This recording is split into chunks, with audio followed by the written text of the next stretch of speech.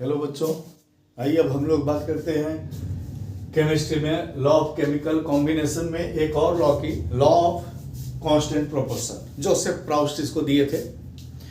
According to this law, any chemical compound is made up of same element and the ratio of that elements are fixed by mass. That means कि अगर किसी भी chemical compound की बात करते हैं तो वो सेम एलिमेंट से बने होते हैं और उनका मास के हिसाब से रेशियो भी बिल्कुल सेम होता है। जैसे एग्जांपल की में हम लोग बात करते हैं कि कार्बन और ऑक्सीजन को मिला के CO2 बना, कार्बन डाइऑक्साइड।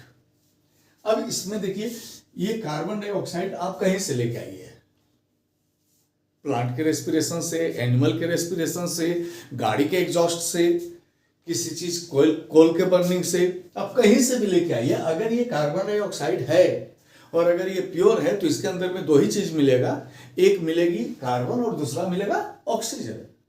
तीसरा इसके अंदर में अगर है तो इसका मतलब ये कार्बन डाइऑक्साइड नहीं है। और इनका मास जो है ना फिक्स्ड होगा, रेशियो इनके मास का। जैसे ये 12 ग्राम है और ये कितना हो गया, देखिए 16 टू जा 32 ग्राम, यानी कि हम अगर दोनों का रेशियो लेके चले तो 12/32 ये कट जाएगा 6 2 से, और ये हो गया 16, ये 3 और ये हो गया 8, 3:8।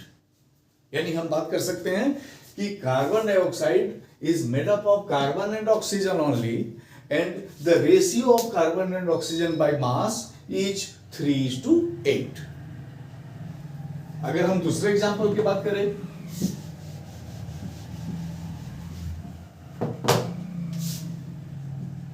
देखिए H2O, that is water. If it is pure and you have to collect it from any sources, it must be made up of hydrogen and oxygen. If any other third elements or component present in this water, then it is not the water. Now we have to take their mass.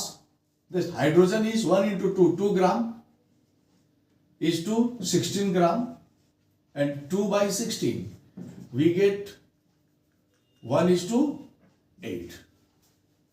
यानी कि अगर हम लोग बात करें water की तो ये हाइड्रोजन और ऑक्सीजन का बना हुआ है, उसको छोड़ के कोई भी तीसरा इसके अंदर में नहीं है। और इनका रेशियो बाय मास कितना है, 1:8, यानी कि बाय मास 1 पार्ट हाइड्रोजन है और 8 पार्ट ऑक्सीजन है। Thank you.